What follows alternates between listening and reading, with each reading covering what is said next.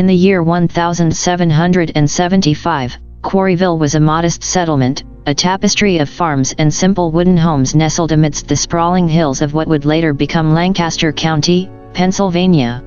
The village lived in a quiet harmony with nature, untouched by the burgeoning spirit of revolution that loomed on the eastern horizon.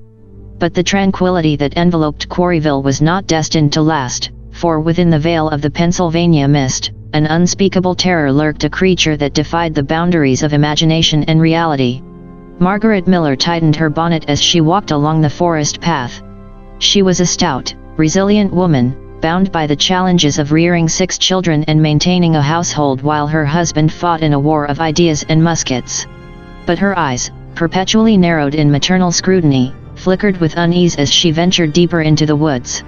Her youngest, Elsie, had fallen severely ill, and the only remedy lay in the herbs that could only be found deep within the forest. A forest which, according to whispered rumors, harbored an entity. The sinking sun cast long, twisted shadows through the canopy of trees, turning the forest into a living labyrinth of looming darkness. Margaret stooped to gather yarrow and sage, pushing aside the gnawing unease that burgeoned within her. A guttural growl echoed in the distance, curdling her blood. She gripped the wooden crucifix that hung around her neck and muttered a prayer. A rustling in the bushes caught her attention, her head snapping towards the sound. Silence. The forest held its breath. It was as if the very trees were warning her, go back. Ignoring her instincts, she continued to harvest the needed herbs. That's when she saw it, a figure, half man, half beast, hidden within the obsidian cloak of the forest. Its eyes gleamed with malevolent intelligence, its face an unholy hybrid of porcine snout and human malevolence. Tusks protruded from its gaping maw, glistening in the dying sunlight. Margaret's scream was stifled by her own fear as the creature lunged, faster than any wild animal she had ever seen. Her world went black. The next morning, Margaret's mutilated body was discovered by a search party led by the local priest, Father O'Sullivan. The men stared, ashen-faced, at the sight. Her body had been horribly mangled, limbs severed, and strewn about as if a feral beast had descended upon her with ungodly wrath. Yet, oddly, the herbs she had gathered were neatly stacked beside her, as though the creature had a twisted understanding of what she had sought to do. It was an omen, a grotesque signature left by what the villagers would come to fearfully whisper as the Beast of Quarryville. The pall of dread that settled over Quarryville was palpable. Families huddled together as darkness fell, clutching their Bibles and muskets. Nighttime vigils became common, with men taking turns to patrol the village. But the creature was cunning, elusive as the mist that shrouded the forest each dawn. Livestock were found eviscerated, their innards arranged in ritualistic patterns. Children began to have nightmares of a pigman who stalked them in their sleep, his grunts a malevolent lullaby that they couldn't forget. In the ensuing weeks, the attacks escalated. 3 more villagers met the same gruesome fate as Margaret. Each victim was discovered in the same grotesque state, mutilated beyond recognition, yet with some personal object or quest left oddly, disturbingly intact beside their remains. The village was paralyzed with fear, a community held hostage by an unseen monster that defied all attempts to be caught or understood. Stories began to circulate, stories that drew on the dark folklore of the old world. The creature was compared to the dreaded Pigman of Cannock Chase, a mythical beast from English lore known to terrorize, mutilate, and consume those unfortunate enough to cross its path. Theories abounded. Some argued it was a demon, summoned by witchcraft, while others claimed it was a vengeful spirit, angered by the intrusion of man into its sacred forest. As the autumn leaves began to wither, Father O'Sullivan called a town meeting. Men, women, and children packed into the small church, seeking solace and answers. The priest stood at the pulpit, his eyes weary, and spoke with a voice tinged with resignation. "We've tried everything humanly possible to trap this abomination. Our muskets have proven ineffective, our traps lay untouched, and our prayers go unanswered. We are dealing with an entity that defies earthly explanation, an abomination in the eyes of God." As he spoke, the sky outside darkened unnaturally, as if affirming his words. That night, a silence deeper than any they had known descended upon Quarryville. Families clung to each other, enveloped by a dread that transcended the mere fear of bodily harm. They were in the grip of an existential terror, a recognition of their utter helplessness in the face of an ungraspable evil. And so it continued, a relentless cycle of dread that turned days into endless corridors of apprehension and nights into chambers of unspoken horror. The beast of Quarryville became a dark legend, whispered by mothers to frighten their children into obedience, muttered by farmers as they found their livestock desecrated, and pondered by elders as they contemplated the limits of human understanding. Despite the best efforts of the villagers, the creature remained an unkillable and undefeatable enigma, a symbol of the darkest corners of human imagination made manifest. It haunted Quarryville not just as a physical entity but as a concept, a living, breathing embodiment of dread that defied reason, faith, and courage. And so, in the gloom of an eternal twilight, Quarryville lived under the haunting shadow of an inexplicable evil, a testament to the limits of human comprehension and the unfathomable mysteries that lie beyond the veil of our reality. The beast's reign of terror became a permanent fixture, as integral to the village's identity as the church, the farms, and the families that made up its social fabric.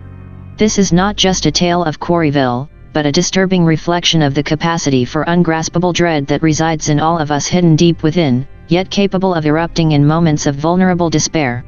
As you walk through life, remember the story of Quarryville, and know that sometimes, the most terrifying monsters are the ones that defy explanation, leaving us in a state of perpetual, agonizing uncertainty.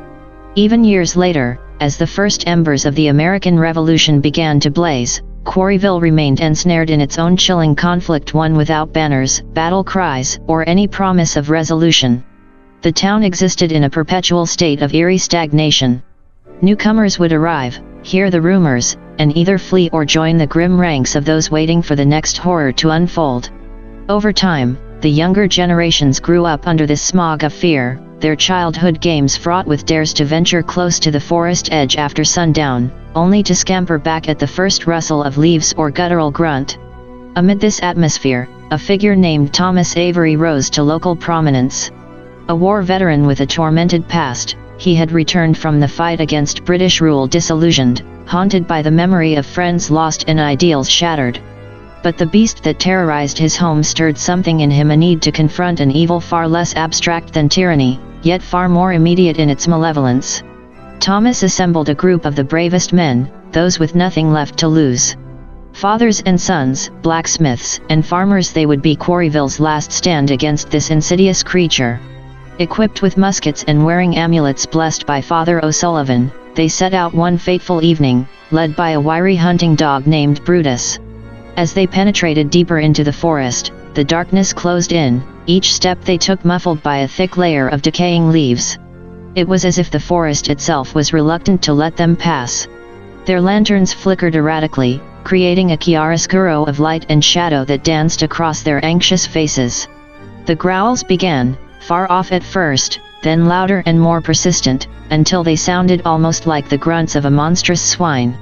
They reached a clearing where the trees reluctantly parted, revealing an ancient, gnarled oak at its center. The trunk was abnormally large, its roots emerging from the ground like the tentacles of some subterranean creature. Thomas signaled for the men to form a circle around the tree, muskets at the ready. The tension in the air was palpable, each man acutely aware that the boundary between life and a grisly death was precariously thin. Suddenly, Brutus began to growl, his fur standing on end. A sense of imminent dread enveloped the clearing. Then, with an unholy shriek that combined the most chilling aspects of human and animal, the beast of Quarryville burst forth from the shadows, its eyes glowing like coals in the murky darkness. Its tusks were longer than before, and its hide seemed almost impenetrable, covered in a layer of matted hair and what looked like ancient runes. Musket shots rang out, filling the air with smoke and the acrid smell of gunpowder. But the bullets merely glanced off the creature's hide, as if it was impervious to mortal weaponry. In a blur of motion, it lunged at the nearest man, its tusks piercing his flesh with appalling ease. A guttural roar of triumph echoed through the forest as the man's screams dissolved into a deathly silence. Thomas knew they were outmatched, their fates sealed. Yet, as he locked eyes with the beast, he felt a sudden surge of clarity. It was as if the creature, in that fleeting moment, imparted a dark epiphany, a realization that this terror was not just a physical entity to be fought, but a manifestation of the collective dread that gripped every soul in Quarryville. Understanding this didn't change their fate, but it lent Thomas a form of twisted comfort. He finally grasped that some evils were not meant to be vanquished, serving instead as eternal reminders of the human capacity for horror. With a resigned glance at his companions, he lowered his musket. The creature seemed to acknowledge this surrender with a haunting grunt, before disappearing back into the depths of the forest, leaving the men in a state of stupefied terror, their illusions of courage shattered. Thomas returned to Quarryville a changed man. He spoke little of that night, but those who looked into his eyes saw a void and understanding of an abyss that most were fortunate enough to never glimpse. The attacks did not cease, but they became less frequent, as if the beast had proven its point and found a different outlet for its malevolence. The town continued to live under its shadow, each new generation inheriting the fear like a grim heirloom. Children were born, elders passed away, but the legacy of the beast remained, interwoven into the very fabric of Quarryville's existence. The terror became a part of them, a dark cornerstone in the foundation of their community. Through whispers and stories, the legend of the beast became a gruesome folklore, told around fires and during solemn gatherings. It was no longer just a Quarryville phenomenon, but a dreadful tale that spread through the region, cautioning those who heard it about the unamiable horrors that lurk on the fringes of human understanding. And so, in this way, the beast of Quarryville lived on both as a corporeal nightmare and an existential dread. It became an eternal symbol of the inescapable fears that lie dormant but never dead, in the dark recesses of the human psyche. A fearsome tale, indeed, but one that serves as a bleak testament to the uncharted territories of horror that remain to be understood, in this world or any other. The end of this tale is but a new beginning, a door ajar to a realm of darkness that defies explanation. And as you ponder the story of Quarryville, know this: sometimes, the most enduring horrors are those that can neither be explained nor vanquished, but only endured, passed down from one frightened generation to the next in a never-ending cycle of haunting dread. Even as Quarryville grappled with its infernal dilemma, broader tensions between the colonies and the British Empire reached a boiling point. British troops started setting up encampments in and around Lancaster County, seeking to maintain their hold on this restive territory. It wasn't long before a detachment was ordered to establish a base near Quarryville, much to the residents' chagrin. When Captain William Alden and his unit of British Redcoats entered the town, they were met with obvious disdain. Yet, when they left town to set up camp in the nearby forest, it wasn't just the specter of colonial subjugation that weighed on the townspeople's minds. An uncomfortable silence fell over the community, each individual wrestling with the moral dilemma of whether or not to warn these unwelcome guests about the beast that haunted their lives. In the end, the question was rendered moot. A sense of inevitable dread, like a slowly descending fog, settled over Quarryville. It was Thomas Avery who, standing at the edge of the forest one dusk, felt it the strongest. His eyes, now forever shadowed by his encounter with the beast, gazed into the thickening woods. He sensed that tonight would be different. Tonight, the beast of Quarryville would satisfy its bloodlust on unfamiliar prey. Inside the British encampment, laughter and boisterous talk filled the air as soldiers relished their respite. The war had yet to escalate fully, and many still saw their American sojourn as an adventurous detour, an amusing chapter in their military careers. Tales of headless horsemen and vengeful native spirits were shared around the campfire, each story trying to outdo the last in gore and horror. But as the night wore on, a strange unease took hold. Sentry guards felt at first an inexplicable sense of being watched, a prickling at the back of their necks that turned their gazes toward the dark expanse of the forest. Then came the grunts, distant but distinct, reverberating through the cool night air. Captain Alden, not one to be easily frightened, ordered his men to maintain their positions and remain vigilant. He dismissed their rising concerns as the product of superstition and the nervous tension that war inevitably stoked. That was, until Brutus arrived. The dog, driven by an uncanny instinct, had wandered into the British camp. Its eyes, filled with an almost human-like urgency, locked onto Alden's. The seasoned officer felt an unsettling chill run down his spine. The canine's message was unmistakable: danger is near. As if cued by Brutus' arrival, a horrific shriek filled the air, a sound so ghastly it seemed to freeze the very marrow in their bones.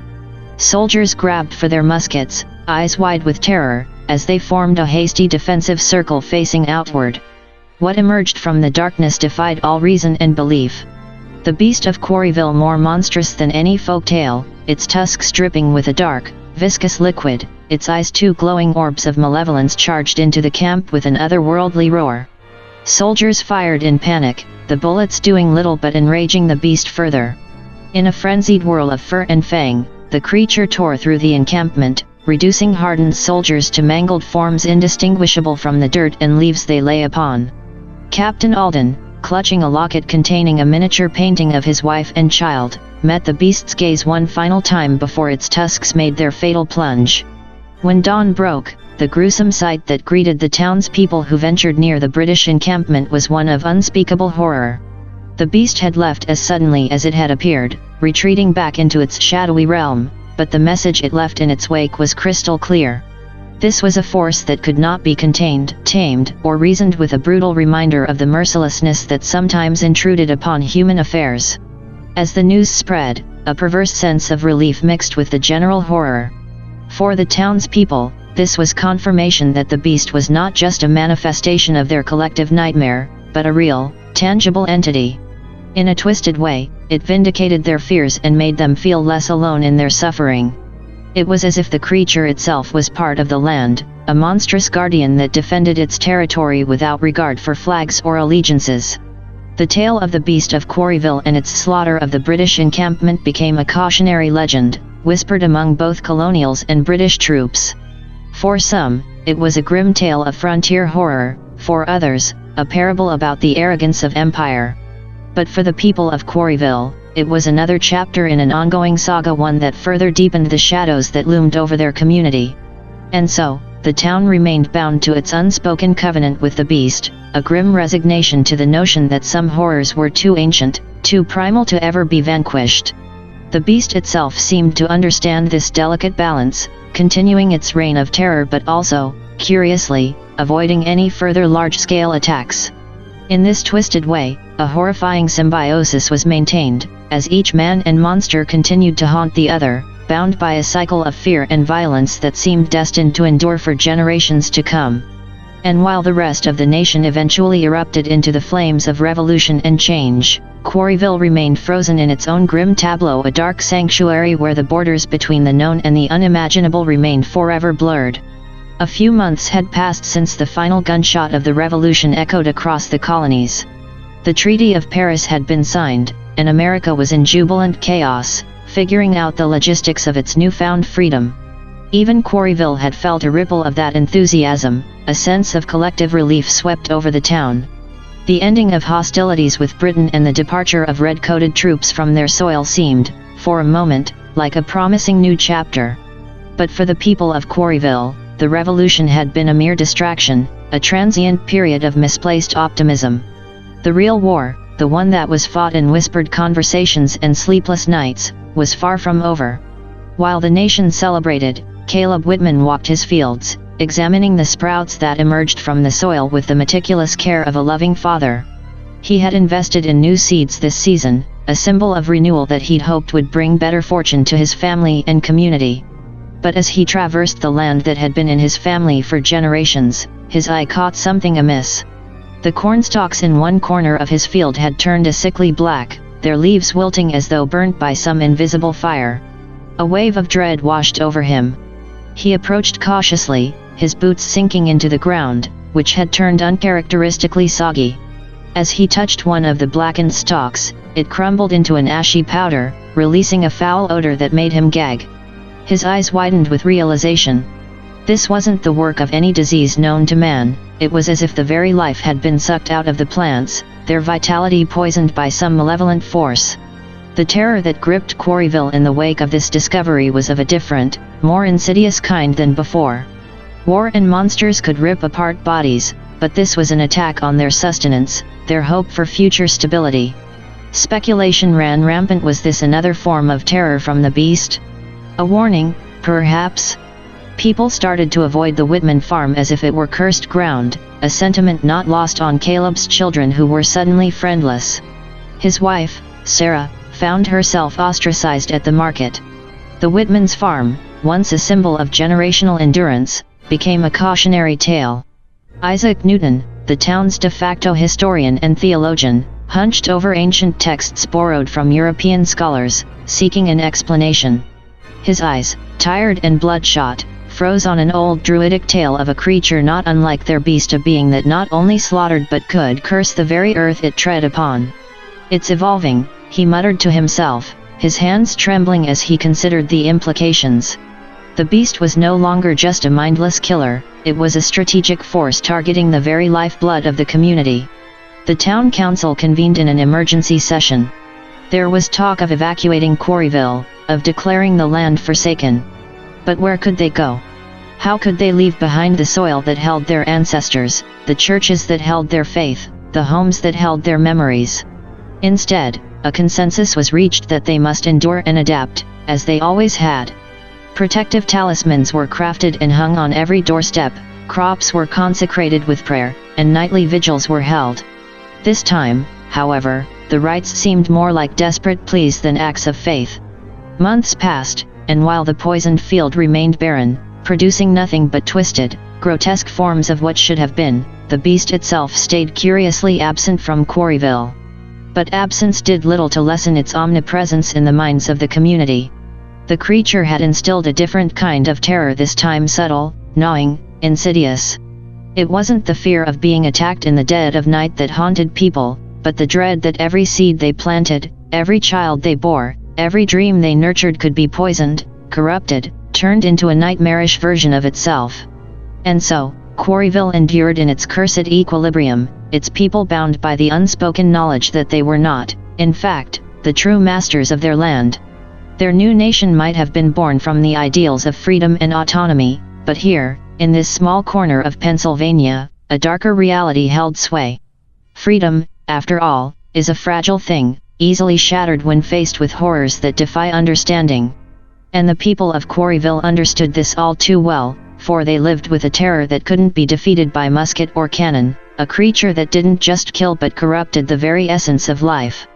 As they faced the uncertain dawn of America's existence, they did so with the knowledge that their own personal nightmare was far from over, its ending as elusive and unfathomable as the beast that stalked their dreams. The town council of Quarryville, desperate for a semblance of control, drafted a desperate plea for help to President George Washington himself. Their hope was a fragile ember flickering in an abyss of despair. Would the revered leader even acknowledge a single remote town amidst the monumental challenges of a fledgling nation? Weeks passed like centuries, each day a tightening vice of tension. Then, a letter bearing the seal of the newly formed United States arrived. The council members, their hands trembling, broke the wax and unfolded the parchment. It was from Washington, and he had agreed to dispatch a specialized militia unit to Quarryville. Trained in unconventional warfare, these men were skilled in facing dangers most soldiers would never imagine. As the militia marched into Quarryville, their polished boots and crisp uniforms stood in stark contrast to the ragged visage of the local populace. Led by Colonel Alexander Grimes, a man known for his rigid discipline and tactical prowess, the soldiers set up a makeshift base at the edge of the Whitman farm, eerily close to the blackened, barren field. The militia brought with them not only arms but a sense of invincibility, bolstered by their new nation's triumph over the world's greatest empire. If they could defeat the British, how much trouble could a lone beast pose? Colonel Grimes, armed with muskets, blades, and even rudimentary grenades, led his men into the wooded area where most of the sightings and horrors had been reported. The townsfolk watched them vanish into the trees, a palpable air of foreboding settling over the crowd. As night fell, an inhuman shriek echoed from the forest, a sound so unsettling that even seasoned war veterans felt a chill crawl up their spines. It was followed by the guttural roars of men, the clanging of steel, and the sporadic firing of muskets. When dawn broke, only one militiaman staggered back into town. His eyes were hollow, his uniform shredded, and his skin etched with what looked like claw marks and arcane symbols. He was incoherent, mumbling about eyes in the dark and shadows that swallowed souls. Colonel Grimes and the rest of his men were never found. The area they had entered became known as the Lost Ground and was subsequently avoided even by the bravest hunters. Their disappearance broke whatever fragile dam of hope had held back the town's collective terror. Word of the incident made its way back to Washington. No more help came. Quarryville was left to its grim fate, the government's official stance being that the town was a lost cause, an anomaly best forgotten. It was as if Quarryville and its inhabitants were erased from the annals of American history, becoming a mere footnote in a nation's saga. The place became synonymous with inexplicable horror, a dark vacuum that sucked in hope and courage, leaving only raw fear in its wake. But for the people who continued to live there, the real horror lay in the unspoken, a chilling acknowledgement that some ancient malevolence had outlasted armies and governments. It was a terror that couldn't be fought with bullets or blades, a malevolent entity that could reduce even the bravest to trembling husks. While the new United States expanded its borders, sang songs of liberty, and composed eloquent texts about human rights, the people of Quarryville knew something that their fellow countrymen did not, that beneath the veneer of civilization and the lofty ideals of freedom, there lurked forces dark and ancient, always waiting, always hungry. And so, Quarryville became a whispered cautionary tale, a grim lesson in humility and the limits of human power. For even as a nation celebrated its escape from tyranny, this one forsaken corner of Pennsylvania remained in the grip of an older, deeper, and far more terrifying form of oppression. A horror that neither muskets nor militias could vanquish, a dread that lived in the soil, the air, and the very souls of those unfortunate enough to call it home. 1795, the desolation of Miller's Bridge. 2 decades after the militia's ill-fated expedition, Quarryville had become a place of stifling fear where silence dominated even the most mundane interactions. The construction of Miller's Bridge in 1795 was seen as a hopeful sign, a connection to the outside world that might break the isolation. However, the bridge soon became another place of dread when people started disappearing. Travelers, tradesmen, even local children, anyone who crossed the bridge after dusk never returned. What remained the next morning were pools of blood and tattered clothing, as if the victims had been pulled into the water below. Isaac Newton, the town historian now aged and stooped, suggested a troubling theory. He believed the Pigman might not be a singular being but a manifestation of the land's own darkness. The construction of the bridge, he thought, had angered the spirit of the land, resulting in a more violent form of retaliation. 1812, the well incident. By the early 1800s, Quarryville's population had dwindled to a few stubborn families. The well in the center of the town, once a bustling social spot, had become a place of grim necessity. Water had to be drawn, but it was done quickly, and no one lingered. In the summer of 1812, the water turned black. Those who drank it experienced visions, nightmarish hallucinations that often ended in madness. It was as if the Pigman had found a way to invade their very thoughts. The well was sealed, but the damage was irreversible. Families were torn apart as loved ones became strangers, their minds shattered.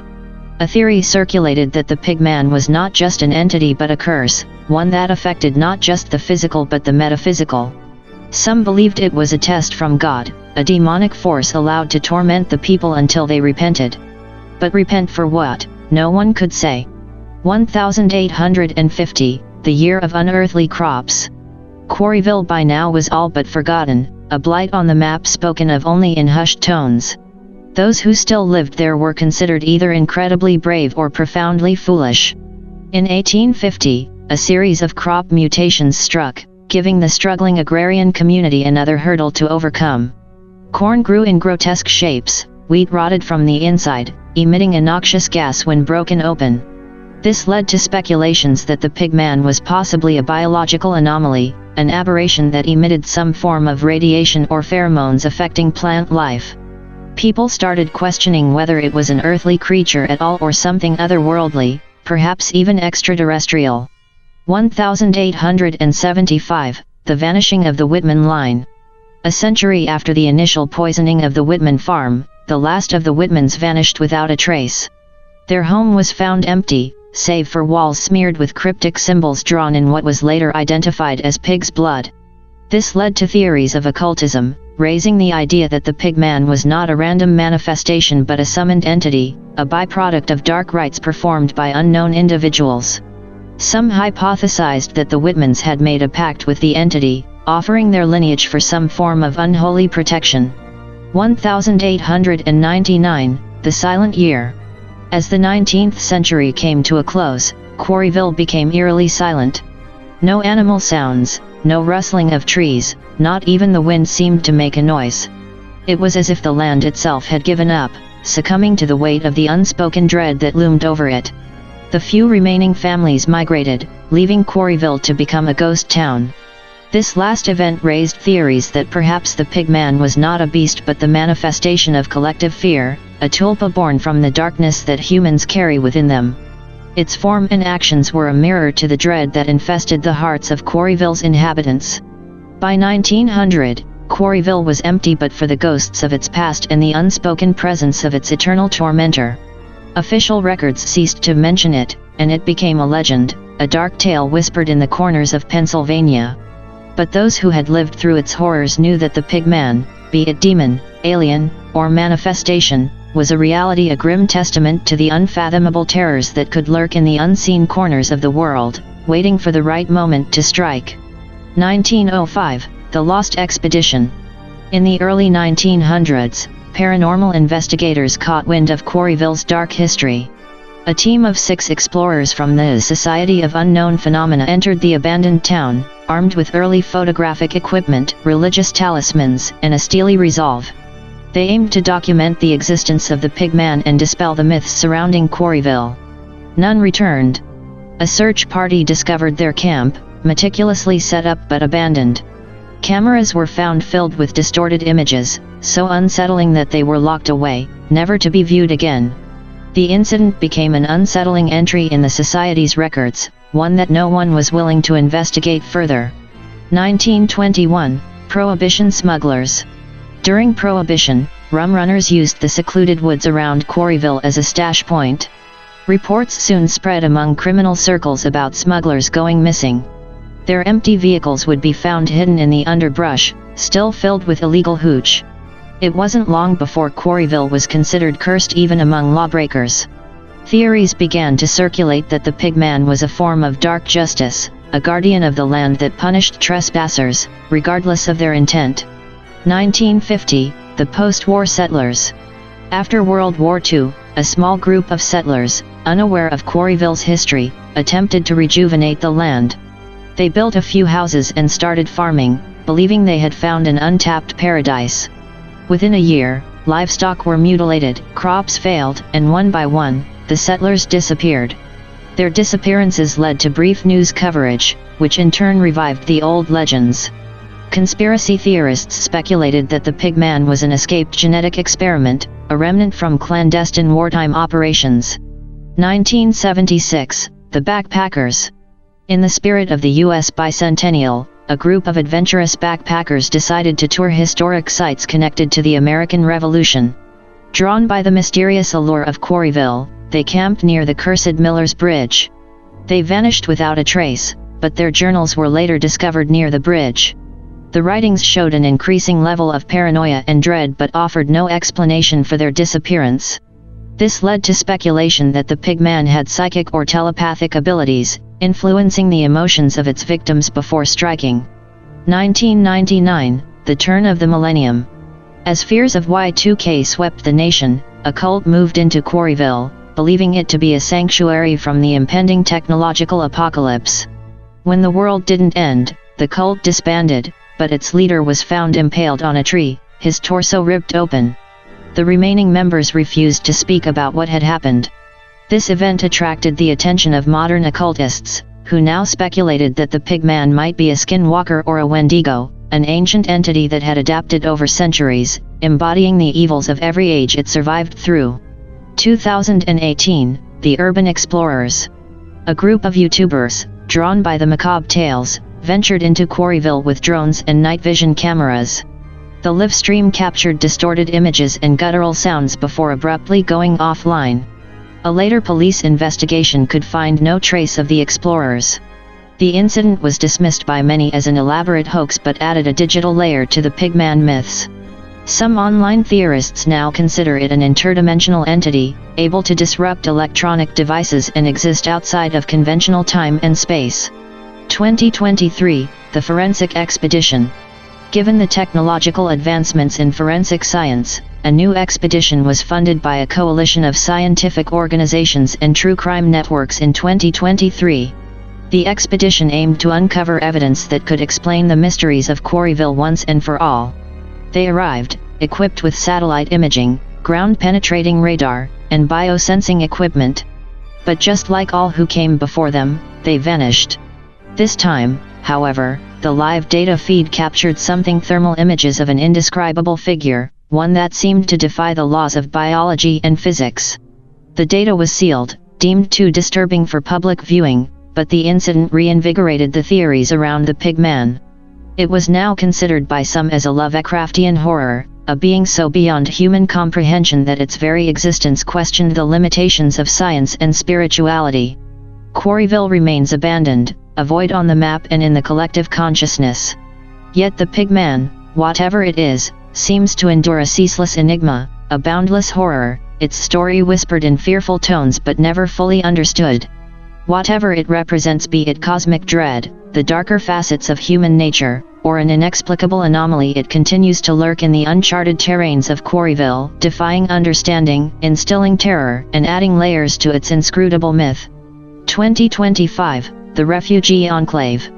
In 2025, a global crisis saw the displacement of millions. With limited options, the U.S. government selected the ostensibly empty landscapes around Quarryville to resettle a large group of refugees.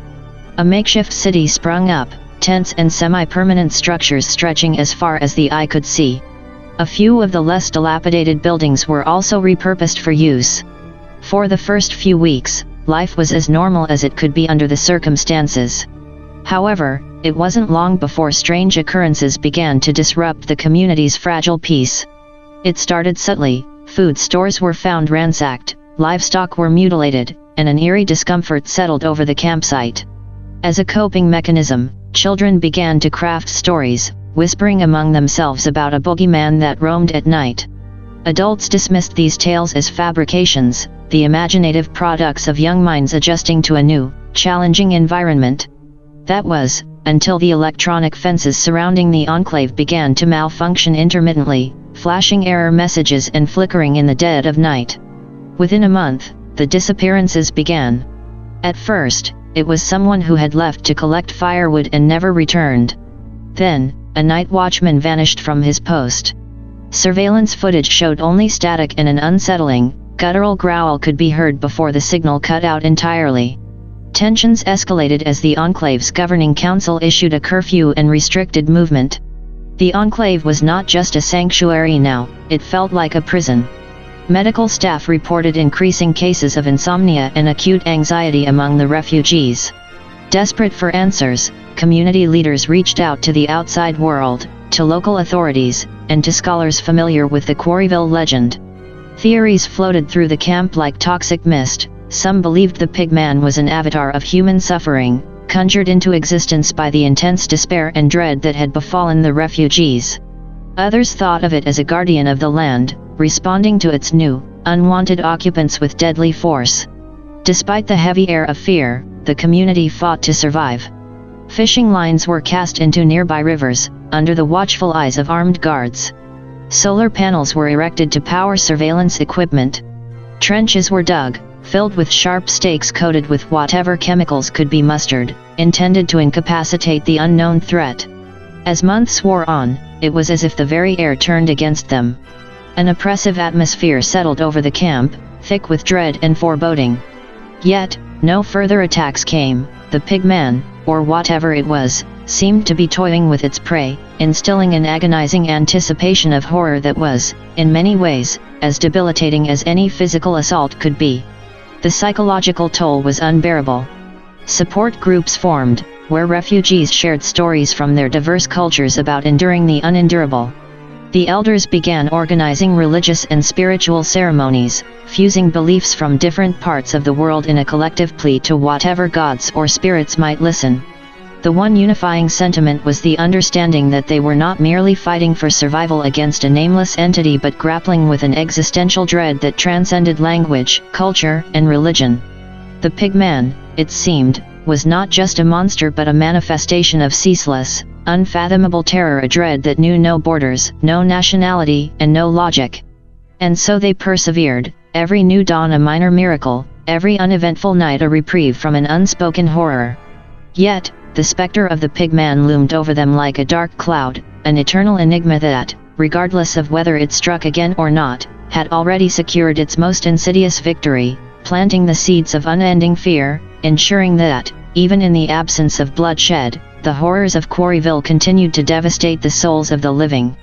The Enclave persisted, a testament to human resilience, but the story of Quarryville remained an open wound, a narrative without closure, a labyrinth of fear from which there was no escape, only the relentless pursuit of a fragile, agonizing coexistence.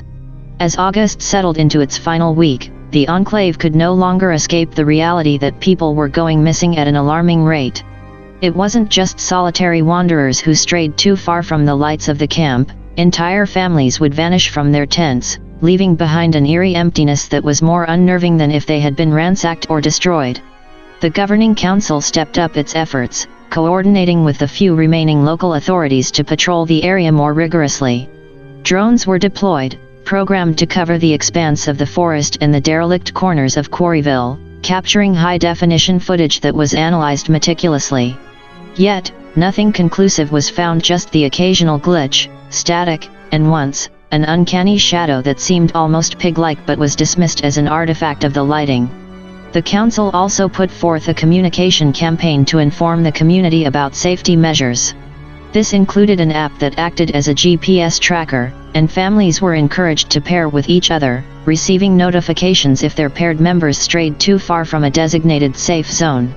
However, this technology seemed to provoke whatever force haunted the Enclave. More families disappeared, and the notifications were received too late, merely serving as grim reminders of a terror that couldn't be eluded. It was Fatima, a resilient mother of two from Syria, who first proposed the unthinkable, that someone or something within the camp was working with the malevolent force, perhaps even controlling it. The idea was met with disbelief, even outrage. The very notion that one of them, all survivors of insufferable hardship, could be complicit in such horror was beyond comprehension. Fatima's theory gained an unsettling level of credence when her own family vanished.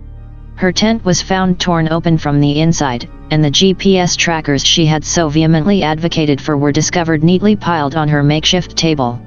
The absence of struggle within her tent pointed to an unnerving compliance, as if they had willingly stepped out into the enveloping darkness.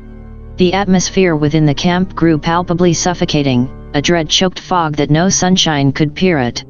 Paranoia spread like wildfire. The refugees began to regard each other with suspicion, and the social fabric that had held them together through countless difficulties began to fray.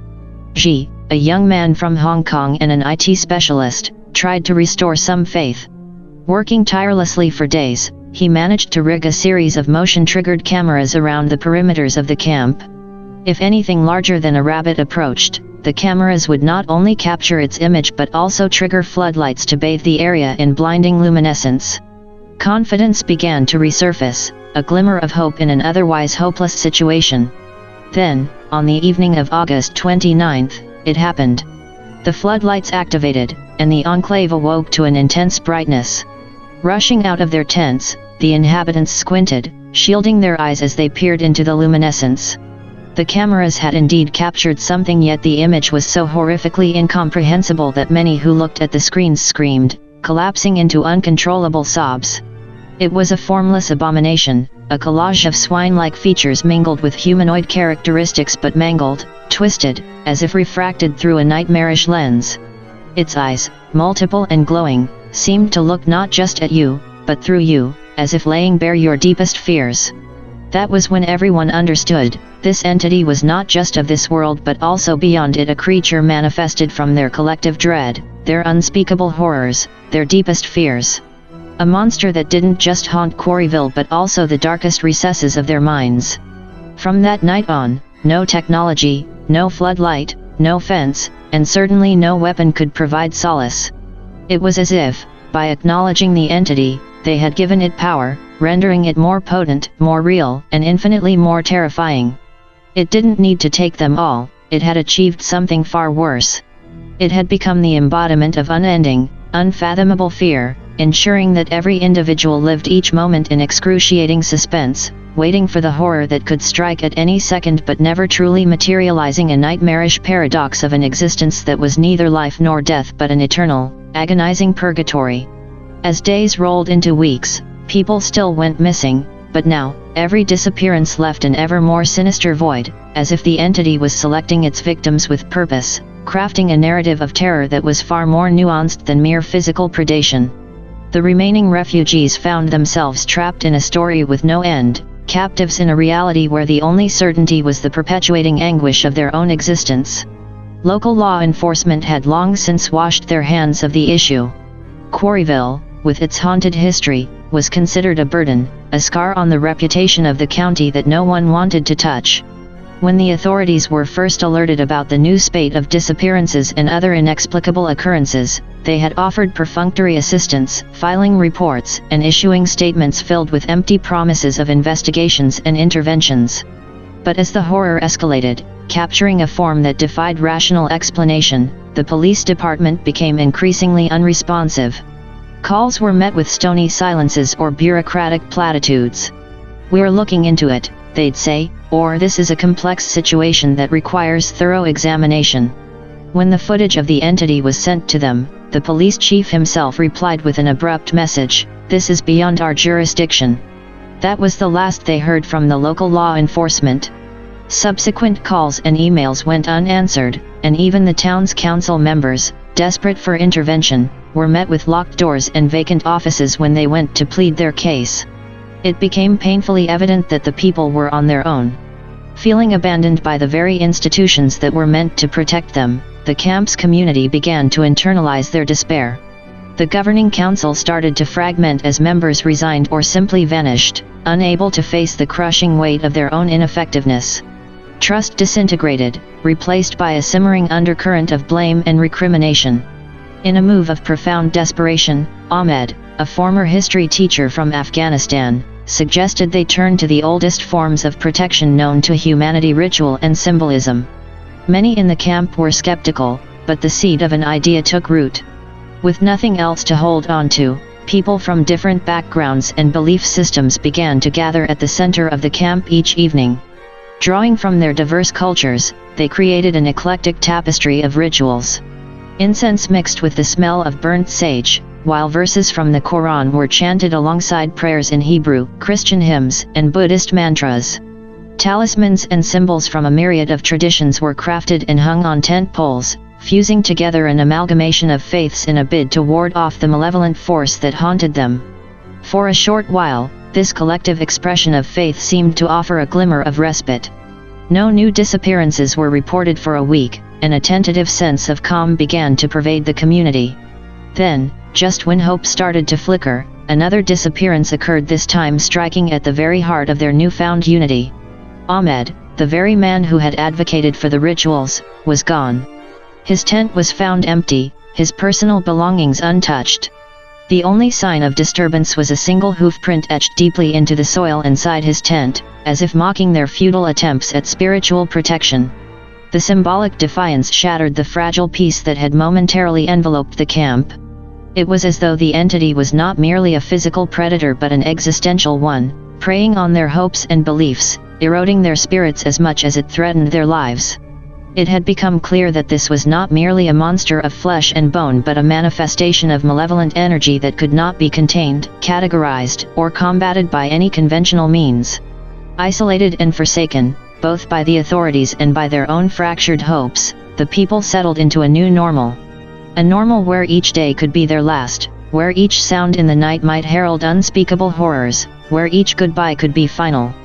Yet, despite everything, they persevered, because sometimes, the only defiance left against incomprehensible evil is the simple act of continuing to live, even when surrounded by the shadows of relentless, unending fear. The terror escalated, its cadence quickening like the frenetic beat of a drum in a dire symphony. Whereas weeks would pass between each disappearance, now only days, sometimes mere hours, would separate one vanishing from the next. The entity seemed emboldened, as if gorging on their collective fear had given it a grotesque form of sustenance, making it increasingly audacious. Entire rows of tents would be found shredded in the morning light, their occupants gone without a trace. Inanimate objects started to act out, children's toys would move on their own, emitting distorted sounds that could be heard in the dead of night. Light bulbs would flicker and die, only to spontaneously illuminate again, casting eerie luminescence that seemed almost sentient. Technology became unreliable. Phones would capture distorted voices, and computers would randomly display unsettling images, as if the malevolent force had learned to breach the digital realm. Strangest of all were the symbols that began to appear around the camp. These were not the benign symbols of protection that the community had strung up. These were cruel mockeries, crude pig-like etchings and eerie patterns traced in the mud or on the sides of tents, as if taunting their futile attempts to understand or categorize the terror that besieged them. Theories proliferated like dark weeds in the soil of their desperation. Some whispered that the entity was a projection of their collective guilt and sorrow, a manifestation of their traumas and past sins. Others believed it to be an ancient force, tied to the land itself, a malevolent spirit angered by the intrusion into its domain. Still, others thought it might be an experiment gone awry, a government conspiracy or a scientific anomaly that had taken on a life of its own. Amid the chaos, Elena, a psychiatrist from Ukraine who had long been skeptical of the more supernatural explanations, began to interview those who had witnessed the odd occurrences.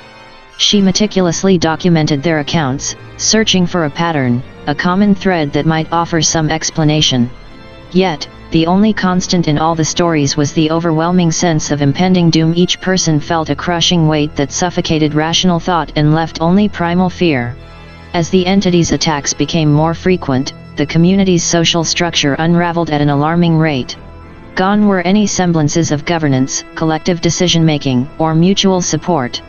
Families hoarded food and supplies, fortifying their tents as best as they could, yet knowing deep down that no physical barrier could keep out the incomprehensible force that stalked them. The nightly gatherings, once a hub of interfaith prayers and collective resistance, dwindled and then disappeared altogether. The once unified enclave splintered into isolated clusters, each too absorbed in their own survival to offer much more than cursory nods of acknowledgement. Then, just when it seemed like things couldn't get any worse, the entity made its most audacious move yet. It struck in broad daylight. Samuel, a Kenyan engineer who had been working on setting up solar panels, was lifted off the ground in front of multiple witnesses, his body suspended in the air for a few agonizing seconds before being pulled into the forest at an unnatural speed. The brazenness of this act, its utter defiance of all understood rules of time, of physics, of reality itself, struck the final blow to the already crumbling edifice of their communal resilience. People no longer spoke of survival, they spoke of endurance. They had become characters in a never-ending horror story, one written in a language too terrible to understand, on a parchment too dark to ever illuminate. All that remained was the grim determination to bear witness, to remember and to chronicle, so that their experiences might serve as a cautionary tale for those who would inevitably follow, new refugees, fresh fodder for the insatiable entity that had claimed Quarryville as its everlasting hunting ground. As the daylight waned into the early hues of another haunted evening, groups of men drawn from various ethnicities, religions, and cultures armed themselves with whatever makeshift weapons they could fashion. Kitchen knives were tied to broomsticks, slingshots were crafted, and pieces of metal were sharpened into crude but potentially lethal instruments. Their faces were worn and gaunt, eyes tinged with a desperation that made them seem both older and far removed from the men they once were. Moussa, a former soldier from Syria, took the lead. He had seen atrocities in his time, experienced the ugliness of human conflict, but this was different. This was a war where the enemy defied comprehension. Nevertheless, he rallied the men, invoking a universal call to courage, a final stand against the malevolence that was ripping their lives apart. "Tonight, we push back," he declared, "not just for ourselves, but for our families, our children, and those who will come after us." Nods of agreement, paired with anxious glances, reverberated through the group. They set out, their collective footsteps muffled on the soft, damp ground, every sound an echoing reminder of the stakes at hand. They didn't have to go far. About a mile into the surrounding woods, they encountered it. The atmosphere itself seemed to congeal, becoming almost viscous. A sense of weight, a palpable heaviness in the air, settled around them, choking off whispered conversations and leaving only a shroud of grim resolve. It happened all at once, a cacophony of guttural snarls and shrieks that seemed to come from all directions. The men circled back to back, weapons at the ready, eyes darting through the near-complete darkness. Then they saw it. Or rather, they saw them. Multiple shadowy figures emerged from the trees, each one a grotesque caricature of the Pigman entity that haunted their nightmares. Snouts elongated, eyes glowing an unnatural red, their forms were both semi-solid and eerily fluid, as if made of the darkness itself. Despite their fear, the men fought valiantly. Mousa lunged at one of the figures with his makeshift spear, only to pass right through it, as if stabbing a mist. Another man, Raj, a former policeman from India, threw a rock with his slingshot, watching in horror as it was swallowed by the darkness of the entity's form, leaving not so much as a mark. Then, just as suddenly as they had appeared, the figures retreated, melting back into the forest, their departing laughter a chilling blend of human and animal sounds that echoed long after they were gone. None of the men returned to camp. Their disappearance reverberated through the community like an earthquake, shaking loose even the last vestiges of hope. If the strongest among them, those willing to fight, could vanish so easily, what chance did the rest have? The camp fell into a kind of numb despair, activities grinding to a halt, conversations dwindling to whispered exchanges of dread. Yet, the entity wasn't done. It seemed to feed off their hopelessness, growing more emboldened with each soul it consumed. Now it didn't just haunt the night but appeared sporadically throughout the day, sometimes just at the edge of vision, a flickering shadow or an inexplicable movement caught in a momentary glance. It was as if it wanted them to know that it was always there, always watching, a perpetual predator in a twisted, never-ending hunt. So they waited, each day an eternity, each night a descent into an abyss from which they knew they could never escape. Some scribbled their stories on pieces of paper, stowing them away in bottles or makeshift time capsules, desperate acts of archiving their own horror. Others simply sat in their tents, staring blankly into a future devoid of anything but dread. And so the terror continued, a relentless cycle of despair and darkness, a living nightmare with no end in sight. The community, once a vibrant mosaic of diverse backgrounds and shared dreams, had been whittled down to its most vulnerable.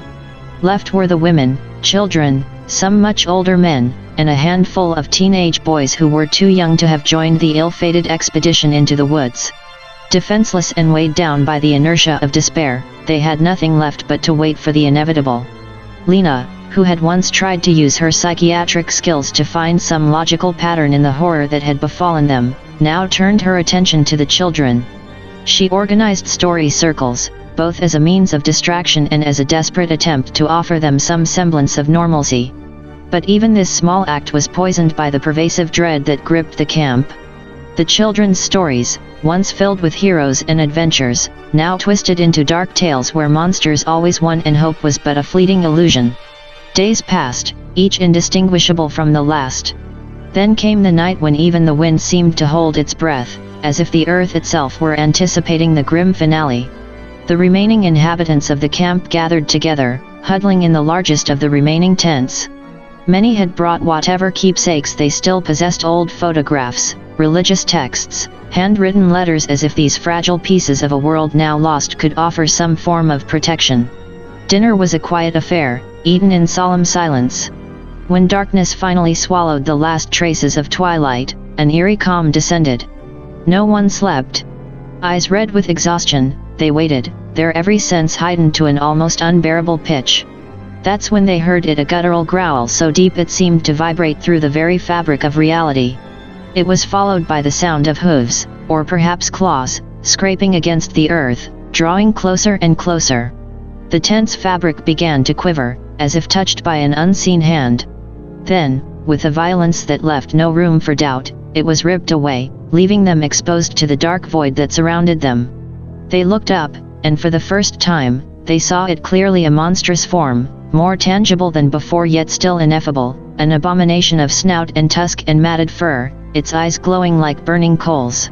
No one screamed. No one ran. It was as if their fear had reached a point of such absolute purity that it left no room for any other response. They simply watched as the entity moved among them, its form constantly shifting as if undecided on the most horrific shape it could take. One by one, they vanished. A touch from one of its many limbs, and they would dissolve into mist, their faces marked by an expression not of terror, but of weary resignation, as if they were relieved that their ordeal was finally over. Within minutes, the camp was empty, devoid of human presence as though it had never existed. The entity lingered for a moment, its form pulsating as if savoring its triumph. Then it too dissolved, melting into the shadows from whence it came, its dark mission fulfilled.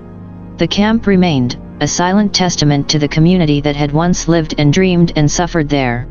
Nature began to reclaim the area, flora creeping over abandoned structures, fauna cautiously exploring the newfound emptiness. Yet even they seemed to sense that this was hallowed ground, a place where the veil between the mundane and the monstrous had been irrevocably torn. And so it would remain, a patch of land eternally tainted, its soil salted with the ashes of human despair. For the entity was not gone, it could never be gone. It was an eternal part of the landscape now, a lurking horror awaiting the next group of weary souls who would inevitably come seeking sanctuary, ignorant of the dark history that had claimed so many before them. And so ended the story of this particular chapter, a bleak coda in the ongoing chronicle of humanity's struggle against the unfathomable terrors that lurk at the edges of our understanding.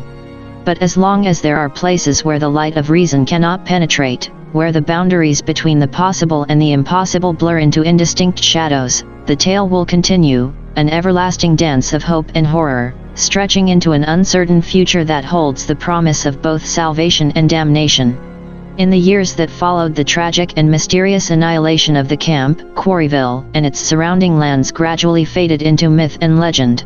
Tales of the terrifying Pigman-like entity that once haunted these woods spread from one generation to the next.